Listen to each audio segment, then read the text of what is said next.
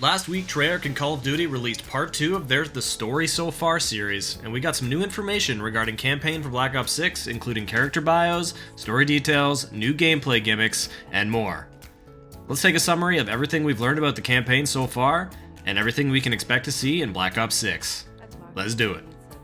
If you want more Call of Duty content, don't be shy. Hit that subscribe button, it's completely free. The road so far.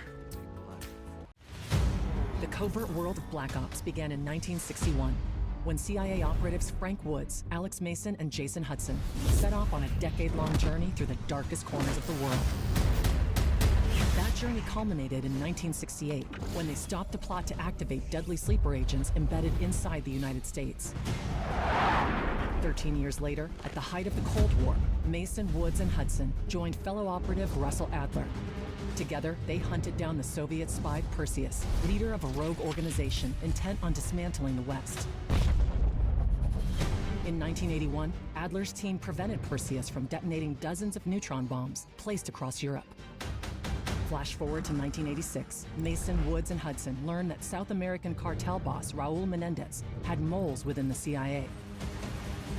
They tracked the drug lord to Nicaragua, where Woods, after a fierce battle with Menendez, presumed him killed in action. 3 years later, in 1989, a CIA operation in Panama ended tragically when Woods was tricked into shooting and killing his best friend, Alex Mason. Raul Menendez, back from the dead, captured Woods and revealed himself as the mastermind behind the Panama plot. He then killed Hudson and shot Woods, leaving him maimed but alive, so that Woods might suffer as Menendez had suffered. Now, every sacrifice, every secret, every conspiracy has led them to the year 1991. In a time when the enemy has eyes everywhere, how do you know who to trust? And we're all caught up. If you're going to take one thing away from this, they want us to believe that Alex Mason is officially dead. But all of the marketing for this game has been built around trust and lies. So don't believe everything they tell you. Where does that leave us going into Black Ops 6? There's only one OG remaining, Frank Woods. Frank is left in a wheelchair and is now persevering by overseeing his own Black Ops team and using his skills, experience, and expertise to train a new generation of Black Ops agents. While the Gulf War commands the global spotlight, a shadowy force has infiltrated the highest levels of the CIA, branding anyone who resists as traitors. Exiled by their agency and country that once hailed them as heroes, Black Ops veteran Frank Woods and his team find themselves hunted by the very machine that created them. We are officially on the run. Let's meet the new team. Russel Adler is a cold, calculating CIA operative called in for the most difficult assignments. His deep knowledge of covert tactics, fluency in Russian and German, and mastery of espionage made him a key CIA operative. Framed as a mole after the disaster in Panama where Frank Woods was maimed, Adler fled without a trace.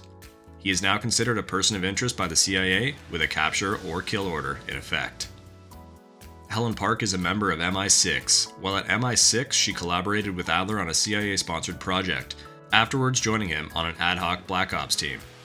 The interests of MI6 and the Crown always come first for Park. She's methodical by nature and at times believes Adler is making snap decisions, the glue that holds the team together. Jane Harrow is an operations specialist in the CIA's Special Activities Division. Jane coordinates mission planning and intelligence gathering alongside multiple paramilitary handlers. Marshall has been making a name for himself in the field.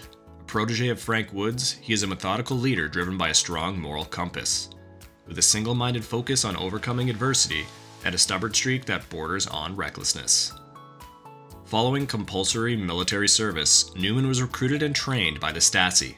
However, after several years within the ranks, Felix began to regret his association with the brutal Stasi. He started selling state secrets to West Germany and its allies to build a nest egg, with a plan to eventually flee East Germany. After successfully escaping to the West, he made a living by providing the criminal underworlds of Europe with his technological expertise and inventions. Sevati Dumas loyally served the Guild crime family as they trained her to become an assassin and espionage expert. Sevati was betrayed by the crime family and they disowned her, where she became an independent assassin, funneling her resources into waging a personal war against the Guild. Her exploits eventually caught the eye of CIA operatives in Europe who were eager to use her uncanny ability to track down elusive targets. This woman sounds like an absolute badass. There are some new and returning gameplay features in Black Ops 6 campaign, and for the most part, Black Ops does campaign right. Here are some of the gameplay elements we can expect. As per all Call of Duty campaigns, there will be 4 difficulties to choose from. Recruit, for those that are new to Call of Duty. Regular. This is usually what I do my first playthrough on. Hardened. You have to be a little more tactical and safe here. And Veteran, your patience will truly be tested. It's unknown whether or not realistic difficulty will be available after you beat the campaign like it has been the last few years. For those hardcore campaign players, let's hope it is. There will be an in-game backpack available for supplies.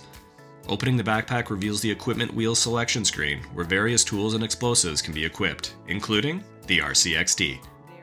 We've seen some variations of this in the past. Hopefully it flows well and it isn't forced in every situation, but hopefully it will offer unique ways out of certain situations. Your health and armor meters will be viewable on your HUD, which is something I'm not sure has been included in years past. Someone correct me if I'm wrong. I actually like having armor available in campaign.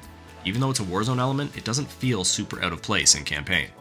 The Safehouse returns in Black Ops 6 with the added ability to renovate it for improvements.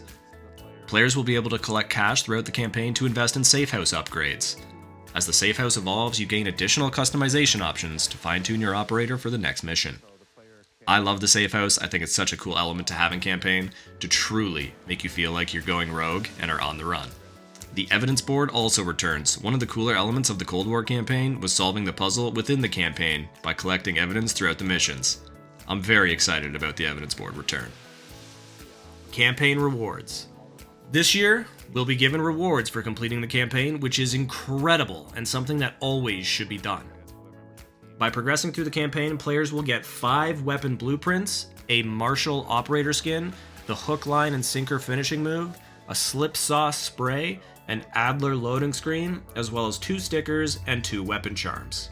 There will also be a series of calling card challenges for campaign, as well as the popular Dark Ops challenges, which are usually tied to decisions made during the campaign.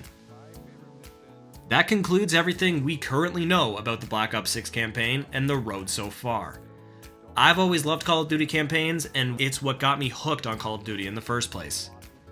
Black Ops games always feel super unique and story-driven, so I'm so excited to dive into the secrets and lies of the Black Ops 6 campaign and how it ties into the greater Black Ops universe. What are you guys most excited for in the Black Ops 6 campaign? Let me know in the comments, and if you're still here, make sure to subscribe.